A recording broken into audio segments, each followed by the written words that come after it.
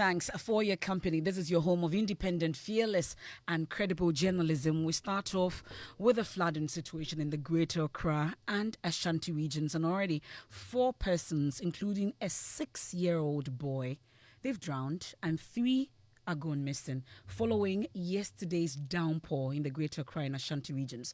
The victims drowned in the Owabi stream with the rest being swept away by the flash floods at Sepa Sibisiase. Love FM Erastus Asari Donko spoke with the Ashanti Regional NADMO Director Frank Dodu. As you witnessed yesterday, the rain was heavy. We have so far 3 casualties, which did happen last night, an additional one that happened this morning. The first one did happen at Tafu, which the person is young, still on course to get the data because we are not able to reach out to the family. So we are yet to have the full details of the one, which presumably is under 10 years old. And we have that also right where we are at Tafua, which did happen yesterday. And this morning, when the rescue team, that's the fire service, NADMO, and other people helping to rescue, we got to know that a brother also decided that he would fall his way into the river, and he also got drowned. And the other one is that of Sepase Bisiansi, which also did occur yesterday. So far we have 4 casualties. What circumstances led to their deaths? That of the Bisiansi, the guy was on a motorbike. He insisted that he would want to cross the bridge. And unlucky for him, the river carried him away. Same as that of Atafua here. Even people who were standing by waiting for the rain to capsize down so that once the river goes down, he'll be able to cross, advised. But he insisted that he would want to go. He carried his bike, and when the bike fell, then trying to go, he decided to rescue the bike, and both of them also went. And the brother, from what I told you this morning, a libation of sport for the rescue team to undertake the search, but he decided that he will go in, and immediately he entered. In less than a minute, he was also carried away. And the other one is at Tafo, same as crossing a bridge, a young child who was crossing a bridge, then it did happen. But all these things could have been avoided. If you look at the releases and dedications that have been going on for the past 4 months, there are things that could have been avoided. Well, so that's the Ashanti Regional NADMO Director, Frank Dodu. Rather sad situation there. 4 persons, including a 6-year-old, they've drowned in the Ashanti region following the downpour there, and 3 persons are also missing. My colleague Erastus Asari Donko has been following this for us. Thankfully, he joins us on the line. Well, Erastus, in Accra here was up to about 4 hours of rainfall, and we're still looking at the situation here. Let's talk about how long it was in the Ashanti region such that 4 persons lost their lives. Well, so it wasn't quite a long time of heavy rain. It was heavy in some areas, but not too heavy to the extent that you have major flooding in many parts of Kumasi. But when you look at areas where these drownings are being reported, the Atafua Bridge is a flood-prone area. When it rains slightly, you find the Owabi stream overflow in its banks, and so vehicles that are plying that bridge cannot go and come. Indeed, the bridge is currently under construction and leaving a narrow space for vehicles to travel through. I understand that this gentleman who was using a bicycle was advised not to cross the rushing waters, but he decided to do so, and he was swept away. Now, his brother this morning went with the rescue team to the area. He decided to go in and look for the brother. When they advised him that they should wait for the divers to come, he waded into it, and he started drowning. But unfortunately, the person who was there to rescue him did not know how to swim, and so he also drowned. It was just this evening that his body was retrieved from the Owabi stream. And I'm sure in your interaction with the NADMO director, please, he's been telling you about the 4 persons, including the 6-year-old who drowned, amongst others. But the 3 missing persons, I'm sure just before you came on air, you've been checking again. Any news on them? Well, so if I should get you the names of these people, the 6-year-old boy has been identified as Lovik Atta Odro. and he drowned at Tafo. There's an area called Kwame Sechi electoral area. With the Besiansi Sepasi area, the gentleman who died is a 45-year-old man called Konlam Kwame. And at Atafwa, Kwekua Buaje was the one who died trying to retrieve the bicycle. And his brother is John Kwame Asuman, 57, who also died, and his body was retrieved just this evening. And so these are the names as they have been identified. Well, thank you so much. That's my colleague Erastus Asari Donko with the situation in the Ashanti region. Here in the Greater Accra, it was a heated matter on the floor of Parliament with MPs questioning the country's preparedness to prevent floods with the onset of the rains. Well, Minority Chief Whip Governs Kwame Agbuja delivered a statement on the floor, and he said 3 persons are currently missing in the Greater Accra region, with some communities cut off as a result of the torrential rains. Out of the downpour yesterday, areas specifically Botiano, English, from constituency, which belongs to one of our colleagues, got heavily flooded, Mr. Speaker, and as a result, the news reports suggest that a lady and 2 of her kids are currently missing since yesterday. I take the opportunity to commend the agencies still working to hopefully find them alive. We are also aware that some people are injured and lots of properties have been damaged. Mr. Speaker, we want to take the opportunity to commiserate with our colleague, Honorable Sly Tete, who is a member of parliament from that area. I suspect he's within the area now, trying to do whatever he can do as a member of parliament to help his people. We also understand that areas like parts of Ofankor and Ashalaja, some areas have been cut off completely because of the flooding. And Mr. Speaker, the rains have just started. The Wager Dam is yet even to be spilled. And this calls for this House to probably call upon our respected colleague, the Minister, responsible for Works and Housing, to apprise the House as to what steps he is taking to avert further damage and loss. Well, I'll take you to Peace Town near Kaswa in the Gassat municipality, where my colleague Maxwell Agbagba has been. But the situation will go to Parliament again because there's some action that they're hoping to take on this particular situation. Well, in the Kpung Katamanso constituency also, floods have destroyed the town roads and displaced scores of residents. Joy News' Carlos Caloni is there for us. He joins us on the line with details of what he's found so far. So, Carlos, which specific roads or areas have you visited in the area, and what can you say about the estate? So, Emefa, I've been to the Pombaria to Misha Camp Road, which is less than 5 kilometers. I've also been to the Yellow Signboard to the Gulf City Road, and then the Saki to Bediaku Road, as well as the Bechile Junction to Bediaku. All these roads put together, you are looking at less than 10 kilometers of road. But Emefa, I can say for a fact that all these roads are very deplorable, and I also noticed that many shops along these roads were all locked up. When I tried speaking with some of the shop owners and the residents, they keep telling me it's because of the state of the road. That's how come they have to lock up their shop, because business has actually gone down.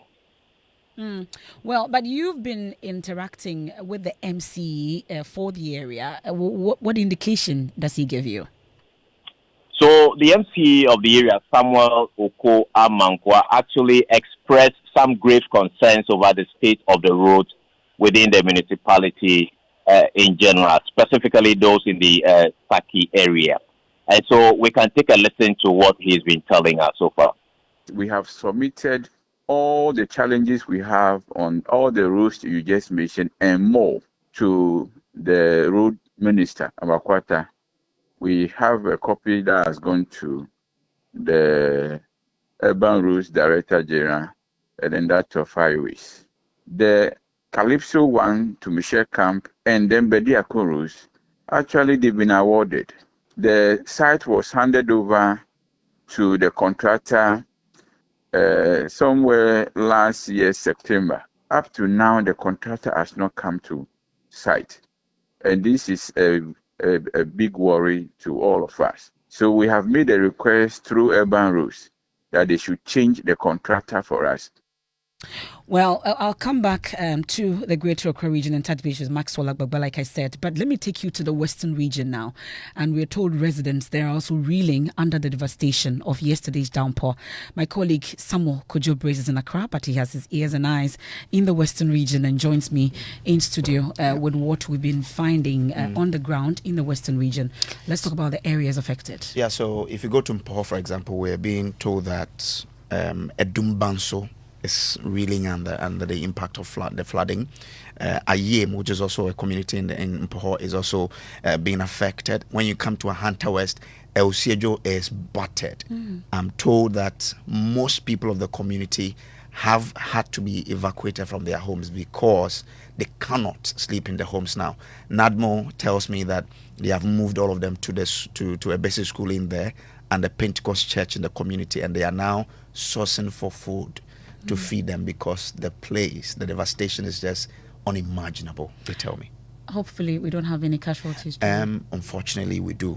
Unconfirmed. My sources in Ayem are telling me one person has been found dead. They haven't been able to confirm the name yet, but they can tell me that one person has been dead. They are suspecting, however, that he's a Galamsea of Northern descent. So that's the information coming in. Well, Samuel Kojo, thank you so much. And I'm sure he'll be providing details on Joy News Prime shortly at 7 p.m. on the Joy News channel. We'll be touching base with the NADMO director of the Western region as well. Okay, we'll definitely catch that. But here in Accra, residents of Peace Town near Kaswa, but for the timely intervention of some persons who volunteered as lifeguards, 10 children and some adults would have died after the downpour. Many of the residents were compelled to stay home after a river in the community overflowed its banks, rendering the main road impassable. Maxwell Agbagba has been there for us, and here's his report. Sounds of gushing water at the cut-off point here at Apawu. Many of the residents here have been forced out of their homes by the flood water. The brave ones were compelled to move door to door, rescuing persons who were trapped. I've met Joseph Kwamenyako. He helped rescue some of the affected persons. He says, but for their timely intervention, 10 children would have died in the flood. People shouting, screaming, and then I went there to help them, and I saw people coming up from their houses, and they want to rescue people. So we gathered boys and also helped them to rescue some of the kids, like 10 kids. Doing that rescuing, and we saw a certain woman and the two kids. Today I heard that they were rescued at this place. Hundreds of residents are not willing to risk it through this flood water. Many of them who have no choice are compelled to wade through it. I've been speaking to a man who had to carry his sick son behind him to the hospital. He says the road to his residence is impassable and he couldn't wait for the water to subside before taking his son to the hospital. Because of rain, this morning before you are going, here be full of where the check coming, so my son is sick, so that's why I go to him. All the taxi drivers in this community who ply these roads to Peace Town and its adjoining communities are idle today. There's no work to be done. I've been speaking to Seth Obeng, who is one of them.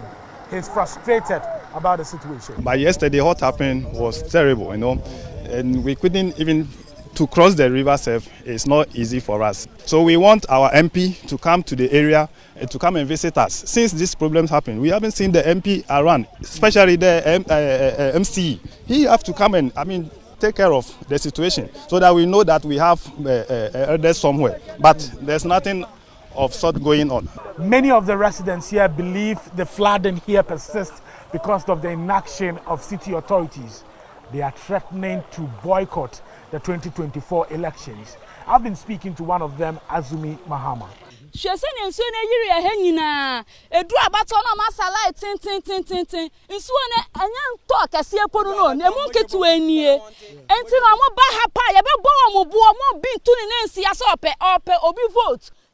says, look at how we have been displaced by the flood.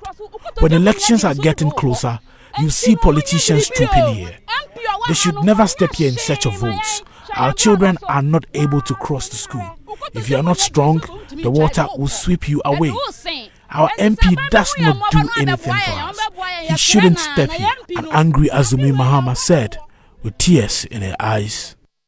That's Maxwell Agbagba's report from Peacetown near Kaswa here in the Greater Accra region. Well, the Speaker of Parliament, Alban Bagbing, is unhappy with the nation's readiness in averting the devastating effects of the flood. He's directing the Finance Minister, Ken Oforiatta, and his colleagues, Works and Housing Minister, Francis Asenso-Boakye, to appear before the House and brief MPs on the preparedness to prevent floods with the onset of the rains.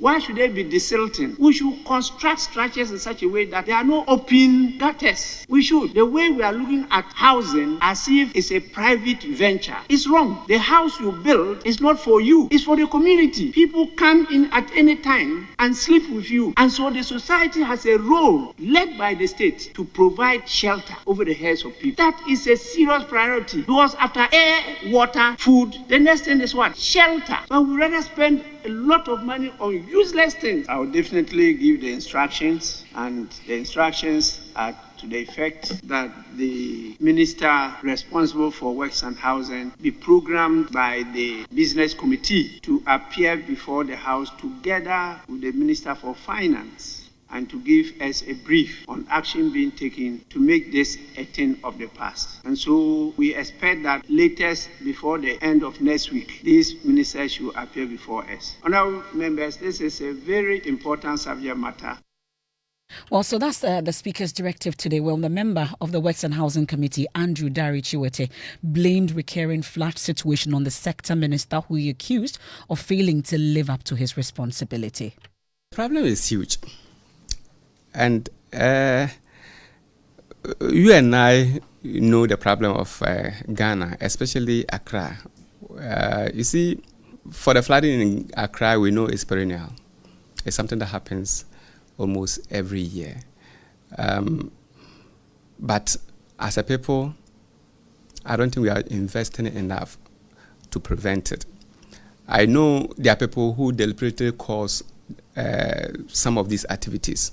Those who build on waterways, those who throw their waste products in gutters, those who construct even roads to their houses. They block some of the waterways.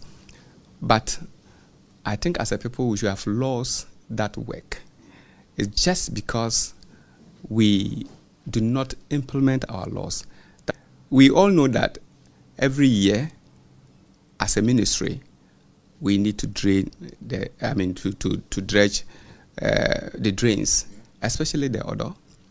But for some time now, they would mention to us they have done the dredging, yet you go there and you don't see any activity going on. Well, it's a good time to bring in our latest episode of Floods of Trauma. We visited 5 different individuals who have separate stories about floods. Like a recurring nightmare, the fear of the rainy season grips their hearts as they bear witness to the rising waters that threaten to consume their homes and belongings. Michael Papani Ashale has today's edition of Floods of Trauma. In Adabraka, a community very close to the Odona River, and this household right here has a peculiar relationship with floods. This wall that I sit on is arguably the only surviving one, because the others have all given way to the force of the floods. They have all tumbled down, and the residents share their story, at least the few remaining ones. In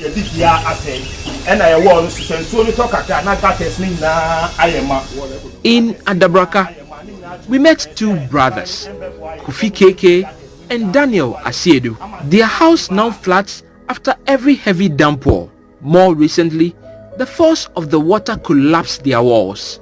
Last year, the flood came, and it came around 2:25 p.m.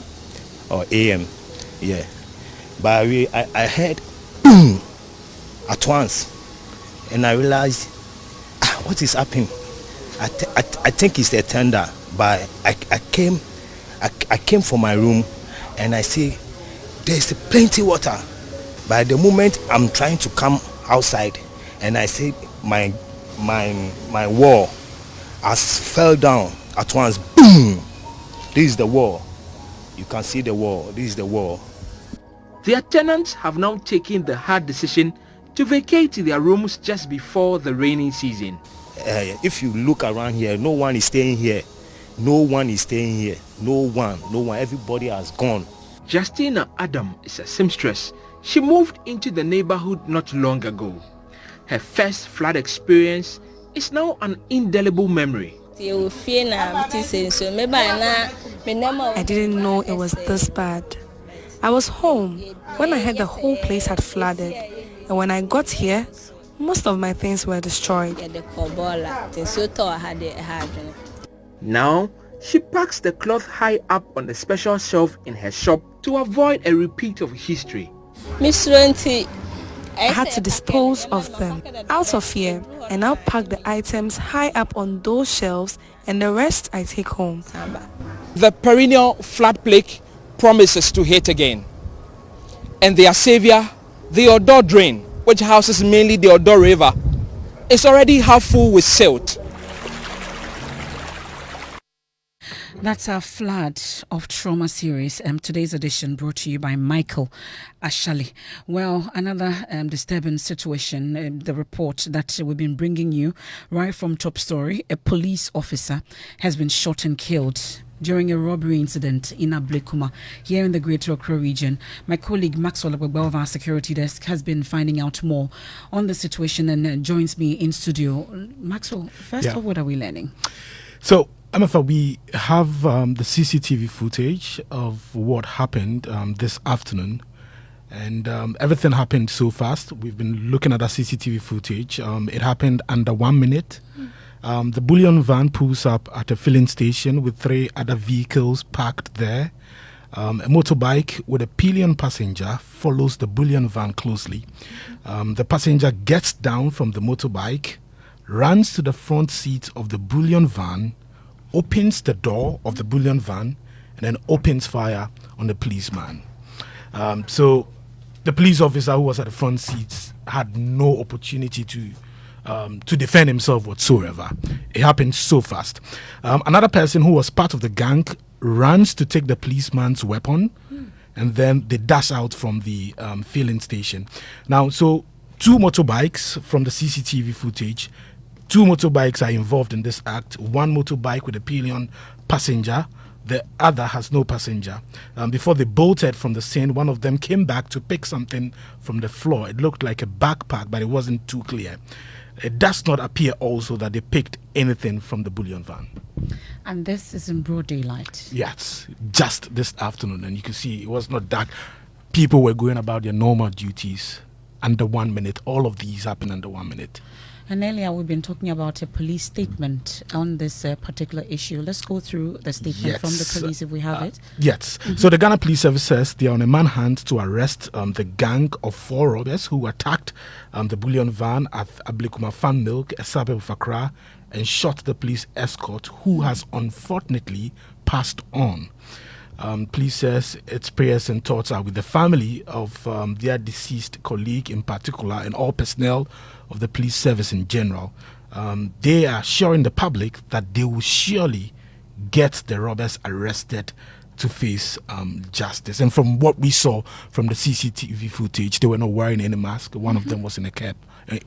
So yeah, you can trust the police if they say they will bring them to face justice. Well, but these days you see that these bullion vans are followed by armed military men. Yeah. I'm wondering whether there was any sight of them in this particular video that we're seeing from the CCTV footage. From the CCTV footage, we did not see any military vehicle following this bullion van. It was just the bullion van that pulled up at the filling station. And in the era where we cannot get access to the police to get further information, we'll have to wait for further statements from the police and public affairs directorate to find out more on this particular incident. But Maxwell Agbegba, I'm sure, is following this for us and give us more details. Definitely. Thank you so much, Maxwell. But let me take you to the court.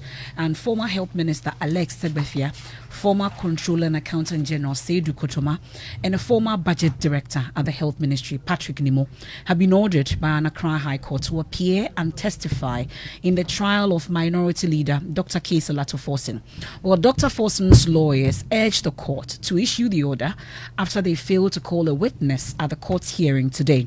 The minority leader and 2 others are standing trial for causing financial loss to the state in the procurement of ambulances for the country. He has so far been unable to directly call a witness to the stand. Well, the first witness who testified from his defense or from his defense team list was equally ordered to show up to testify. Legal Affairs correspondent Joseph Akable joins me via Zoom with further details. He's been following a number of cases in court today. We'll start with this particular one, Joseph. Give us a sense of the individuals penciled for the minority leader and which ones have committed to coming on their own to testify. Hello, Joseph. Well, Joseph is joining us via Zoom shortly, and we'll get further updates from him. Joseph, if you can hear me, if you can unmute, and then we can take it away. Do we have Joseph? Okay, we'll try one more time, and I know that Joseph is also following the case on the NDC's James Gyakye, and the Supreme Court has handed the party and James Gyakye 7 days to file for a review of the decision which directed Parliament to expunge his name from its records. Well, this was after Mr. Kweson's lawyers had told the court they obtained a copy of the judgment late and will need time to challenge it. And that's one case, also 2 cases. And then there's another one on the OSP. That's the secretary of the defunct Interministerial Committee on Illegal Mining, Charles Bisu, has withdrawn one of his 3 cases against the Office of the Special Prosecutor.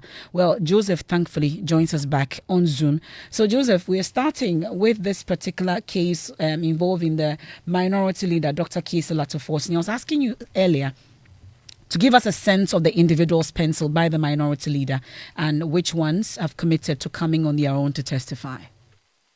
So there's Seth Tekpe, the former finance minister, is on that list, and he is crucial to the testimony of Dr. Latoforsen because we know that Dr. Forsen is in court because of a letter that he had written to the Bank of Ghana and another to the controlling accountant general asking that letters of credit be established in the name of the Big C Trading Company Limited. And he had told the court, his lawyers had suggested to the courts that he was doing that on behalf of the Minister of Finance. And the Minister of Finance at the time was Seth Tekpe. So he is quite crucial to this particular matter. There is also Alex Mood, former GNPC boss. There is Alex Segbefia, a former health minister. Dr. Sam Mensah, whom we understand was an advisor to the Ministry of Finance. Patrick Nimo, currently a chief director at the Ministry of Environment, Science, Technology and Innovation, as well as Seydou Kontoma, who we are told is a former controller and accountant general. In terms of those who have indicated that they will be testifying, we understand that Seth Tekpe has committed to testifying via a video link. And there's also Alex Mood, who has actually filed a witness statement already. And so it was in respect of Alex Segbefia, the former Minister of Health, Patrick Nimo, and Seydou Kontoma, the former Controller and Accountant General, that lawyers for Dr. Forsen made that application, which has been granted by the court. And so Alex Segbefia, for instance, has been ordered to appear in the court on 29th of June to testify. Well, we understand the judge was quite clear that should they fail to show up, she'll issue a warrant of arrest. In fact, she made reference to a case that she had dealt with, that she had issued orders in relation to a senior customs official. And she said in that particular instance, once the order was issued and that official failed to show up, she issued a warrant for his arrest. And when he was arrested, he was in custody till he finished testifying. And so he says that is what will be an option if these individuals fail to show up at the next date. And so they've all been assigned different day slots and time slots to show up. And so starting with Alex Segbefia, the former Minister of Health, he's supposed to show up on the 29th of June at 10 a.m. And should he fail to do so, then the court will issue a warrant for his arrest. Now, Joseph, let's touch on the other cases that you've been following in court today. First, the one on the Supreme Court. And we know they've handed James Gyakye 7 days to file for a review of the decision. I bet you've been finding out what exactly they're seeking to achieve with this process, knowing well that the by-election is just next week.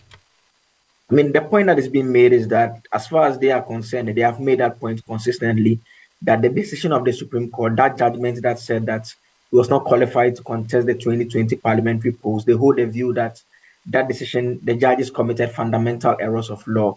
And there is a window for a review period, and it is at the verge of elapse, and that's how come they made this application that the Supreme Court grants them an extension of time. And so they have gotten 7 days. It was heard by a single judge, Justice Enes Gao, who heard this particular matter, and he granted a 7-day extension to afford them the opportunity to file for the review. What accounted for the delay in filing it has to do with the fact that, the judgment of the court also took a bit of time before it was also released. But the point is being made that they are exploring all avenues while contesting the polls. The other option is that this could also be an avenue for him to find his way back into parliament. And so they do not want to leave any stone unturned. And the case involving the secretary of the defunct Interministerial Committee on Illegal Mining, Charles Bisu, we know he's withdrawn one of his 3 cases against the Office of the Special Prosecutor. Let's go through it, and then what more you've been gathering from the lawyers of Mr. Bisu. Hello, Joseph. Hello, Emefa. So 3 cases. The one which has been withdrawn has to do with one that he filed at the General Jurisdiction Court, judicial review.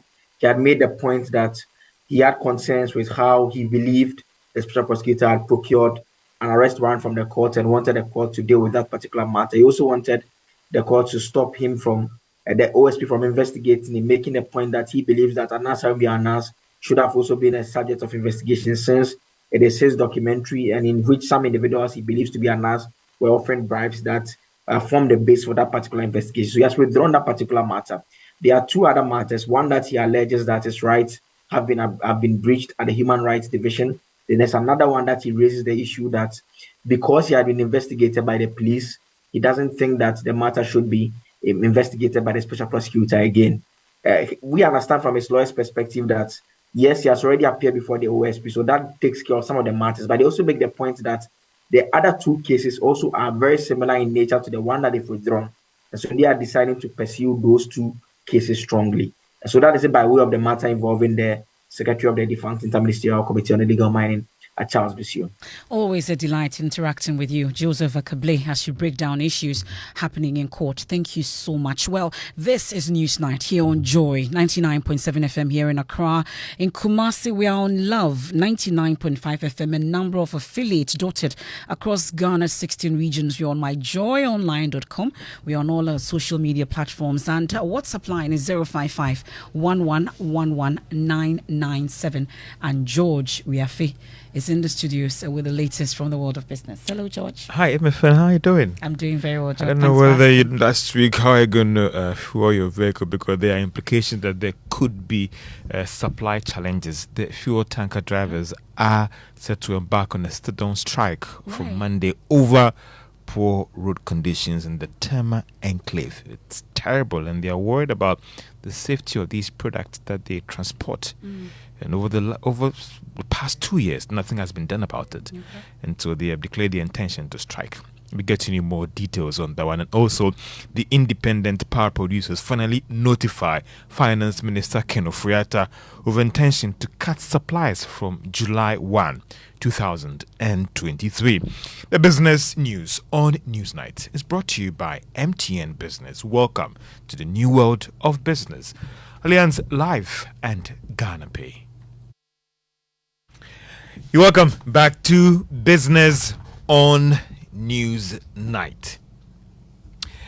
Now, fuel tanker drivers are set to strike for Monday over poor road conditions in the Tema Industrial Enclave, another fuel depot in the country. Details in the following Business Desk report. The tanker drivers' intention to strike come Monday was captured in a letter cited by Joy Business to management of the Tema Oil Refinery. The tanker drivers say they have been forced to take this action because all attempts to get government to deal with their concerns have not gotten the desired results. The drivers in the letter to TOR management recounts engagements with National Petroleum Authority, which all have not led to any action being taken on these roads.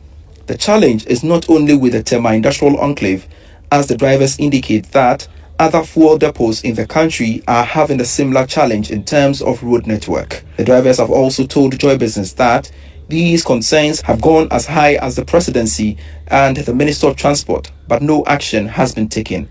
They are worried the nature of these roads could result in a disaster when they are transporting petroleum products. The action could result in the supply of petroleum products being affected badly from next week if the issue is not resolved. And that is a business desk report. Now, independent power producers have formally notified the Finance Minister, Ken Ofori-Atta, over their intention to cut power supply from July 1, 2023. The action has been influenced by lack of progress to settle more than 2 billion Ghana cedis debt owed these power producers. Chief Executive of the Independent Power Producers, Apawu, has been speaking to Joy Business. We are critically challenged, facing financial difficulties. We have made these challenges known to government, ECB for that matter, but have not received the needed attention. We indicated that we are unable to guarantee supply after June 30th, just because we do not have the resources to do so.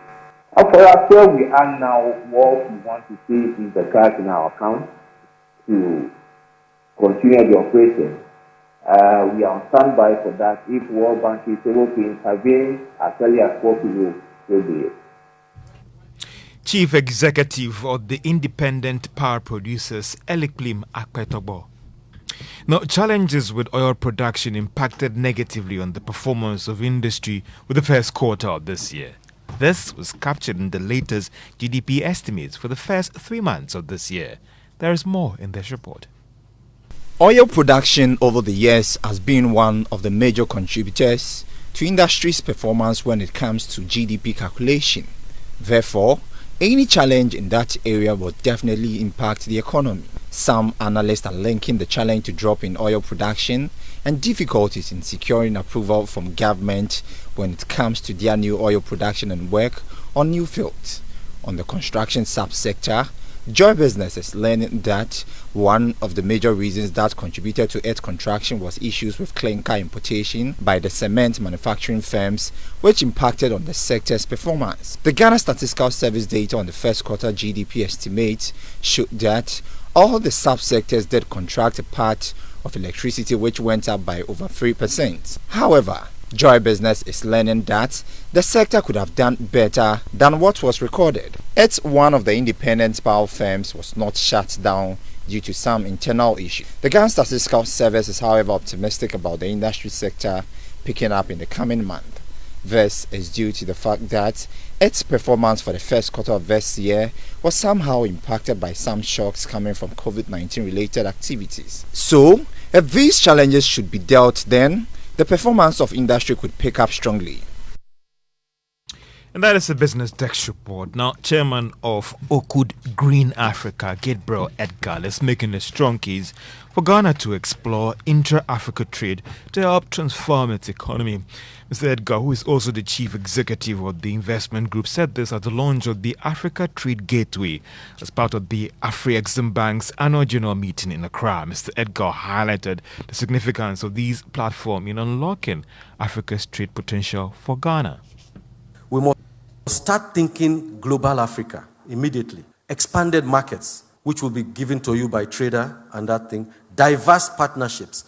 Private sector, don't think local, think Africa.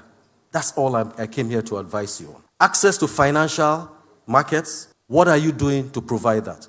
We are trying to be a conduit for capital into the continent. What are you doing? Leverage technology. There are technology houses here. Don't restrict it to Ghana. Don't restrict it to Zimbabwe. Do it Africa-wide. Logistics. I know my friend is doing a lot in that. Knowledge, training, that essential training that is required. Entrepreneurs here, let's pick it up. This is what I'm saying. Chairman of Oakwood Green Africa, Gabriel Edgar.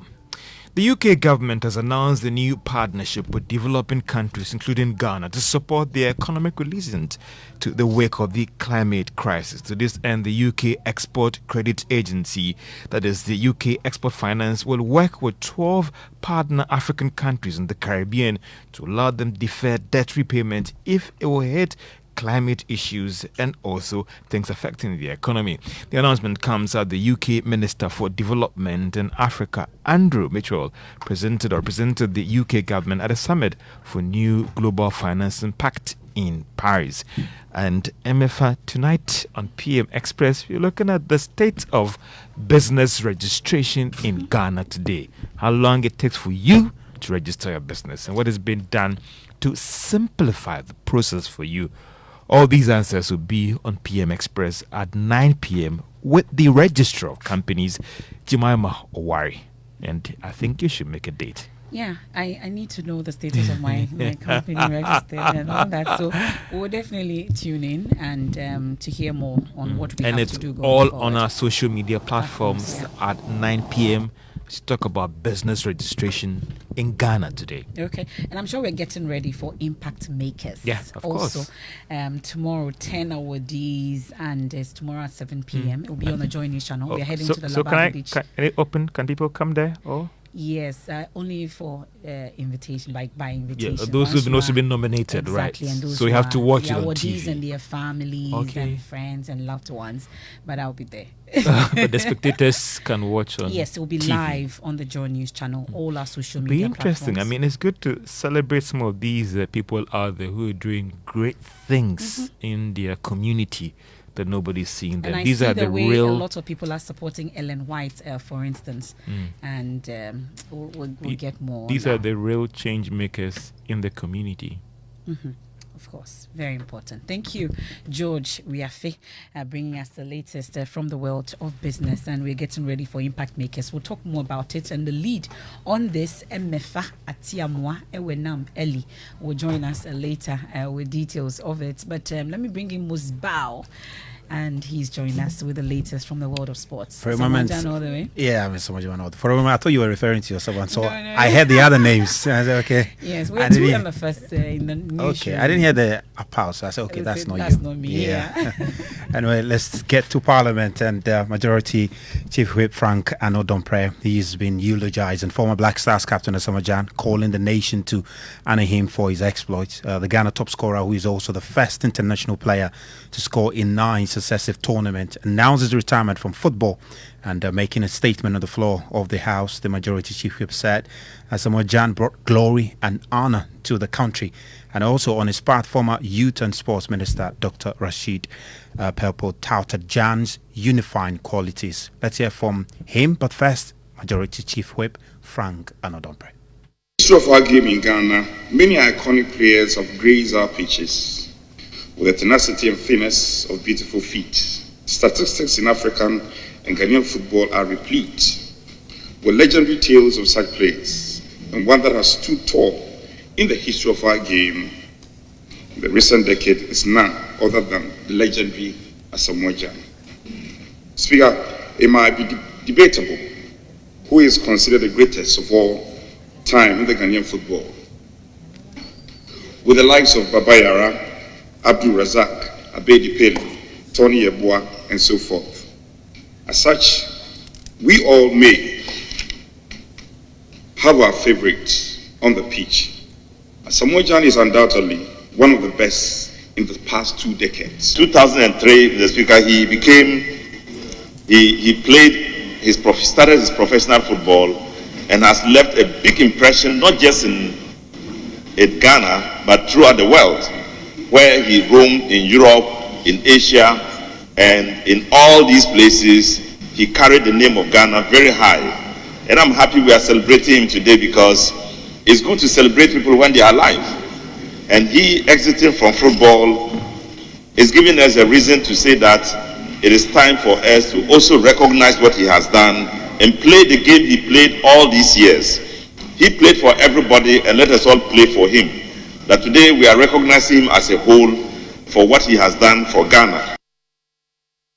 Last voice we heard is the former Youth and Sports Minister Dr. Rashid Pelpo, and earlier we had Majority Chief Whip Frank Anodompre there. That's it for sports. Emefa brought to you by Pepsodent Herbal and Chaco. Pepsodent, every smile matters. Definitely. I'm sure we are getting ready for Ido Ada. Yeah. And I can't wait for the meet. But Lots it looks like meats, Anthrax wants to get in our way.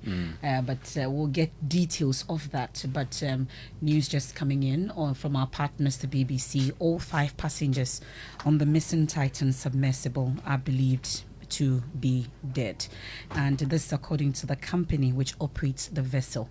We'll give you more on myjoyonline.com as well. And I'm sure you've been following this particular situation. 5 explorers set out to visit the Titanic, where it is under the ocean, and just to explore. And All 5 of them, we are told, are believed to be dead, says the company which operates the vessel. There's more on myjournalline.com, also on our partners, the BBC. Well, I've been talking about anthrax, and as we prepare for Eid al-Adha, the holiday next week, Wednesday, the number of cattle that have died from the anthrax outbreak in the Upper East region has now reached 99, spreading from the Binduri district to 5 other districts. Tonight, there's concern that the continuous spread of the disease could spark a national crisis as Muslims prepare to celebrate Eid next week. The outbreak was detected at the start of this month with 4 suspected cases and 1 death. The Upper East Regional Minister Stephen Yakubu says vaccination is being scaled up, and we are told Zipline offers bringing the vaccines to the area with drones. But first, let's bring in head of our health desk, Fred Smith. He's been monitoring the situation for us, joins us on the line on Zoom with more from what we are learning. Fred, so bring us up to speed exactly with the numbers and what is being done. Well, indeed, Emefa, we've so far recorded 99 deaths from anthrax, as we said earlier. The deaths have happened in Talensi, Binduri, where the whole thing started, Boga Municipal, Boku West, Boku Municipal, and Bongo. And let's talk about vaccination. How exactly is it going?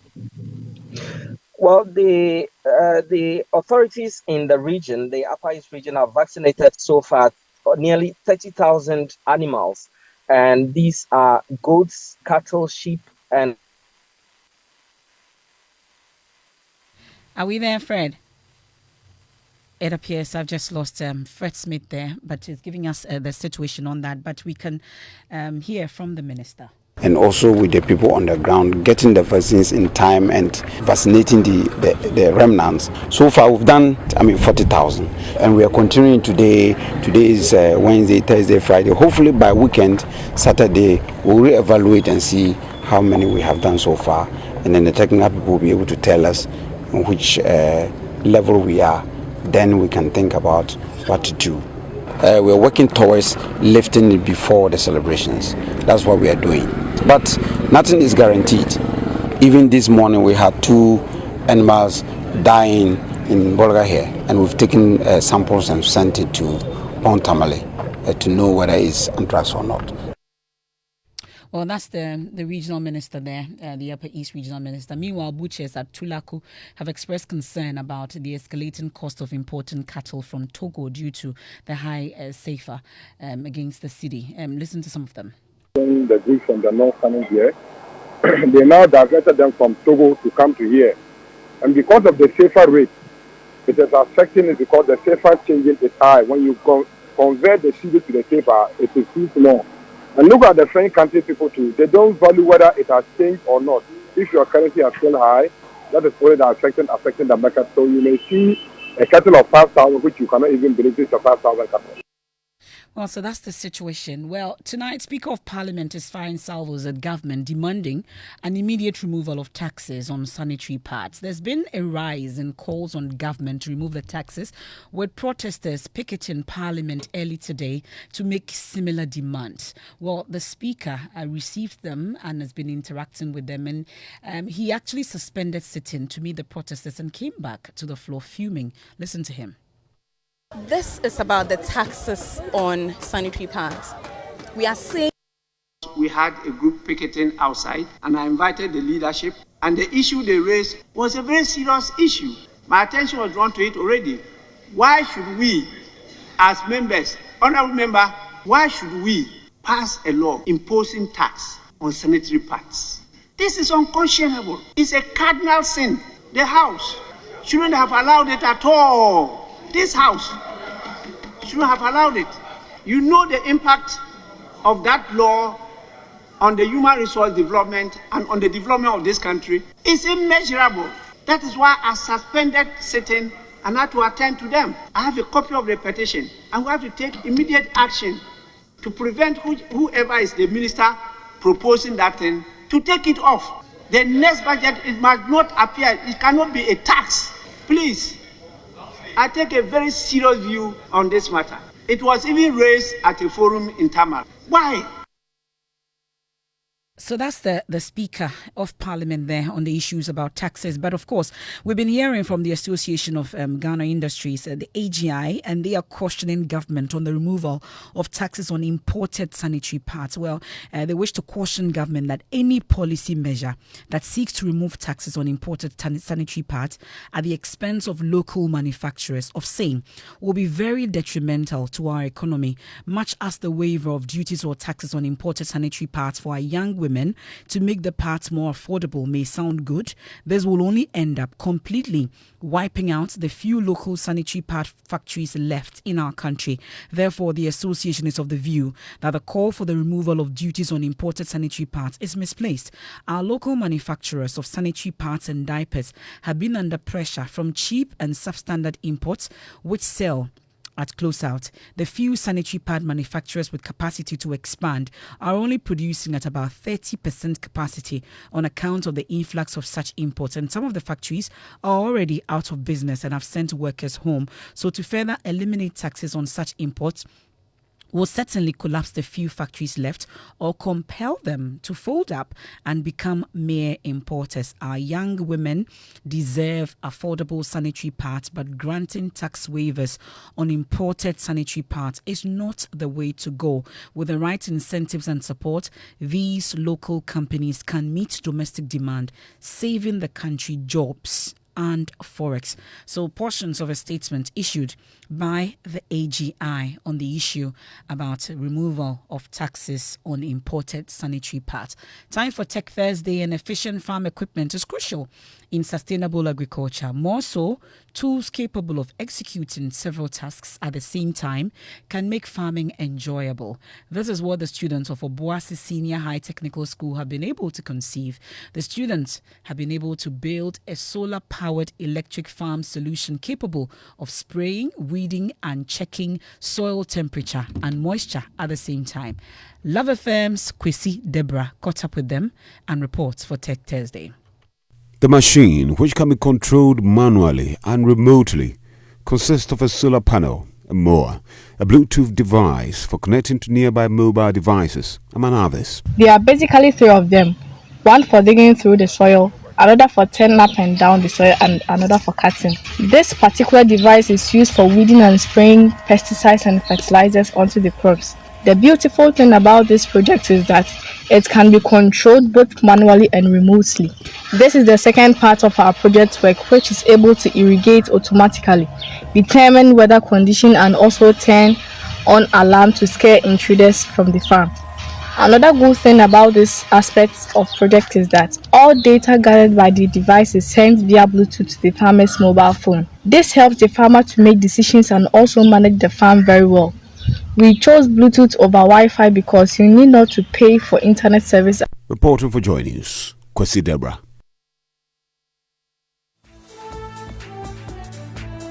And that's how we wrap up today's edition of Newsnight here on Joy 99.7 FM here in Accra and Kumasi, on Love 99.5 FM. There's more when you log on to myjoyonline.com. Personality Profile is up next. We'll bring you a playback of a conversation Lexus Bill had with Mr. Gideon Atare, CEO, Alliance Life Insurance Ghana. Do stay for that exciting conversation. I am Emefa Apawu. Have a good evening.